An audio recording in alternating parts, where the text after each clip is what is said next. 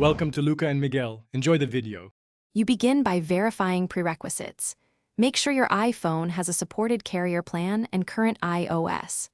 Once done, open Settings, enable cellular data, then Personal Hotspot and set a secure password. This lets devices join. Make sure you disable low power mode because it can turn off background tethering. Likewise, avoid airplane mode.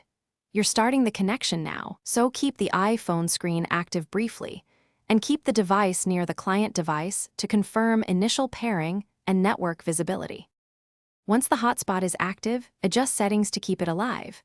Go to Display and Brightness, set Auto Lock to never or a long interval so the phone doesn't sleep. This prevents hotspot shutdown. If possible, choose the 5 GHz band and hotspot options for less interference and better throughput, and make sure Keep Wi-Fi Connections is enabled so client devices don't drop. For the most reliable link, connect the client via USB.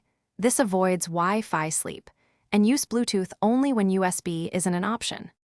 To finish, verify connected devices show in the Personal Hotspot pane and test an internet speed check. Make sure you monitor data usage. If the hotspot drops, first reboot the iPhone and the client device. This often clears transient issues.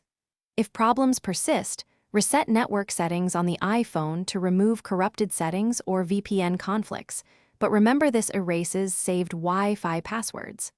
Finally, contact your carrier to confirm hotspot provisioning and data limits. They can tell you if the account is throttled or blocked. Thanks for watching and please subscribe. It's the best investment you'll ever make.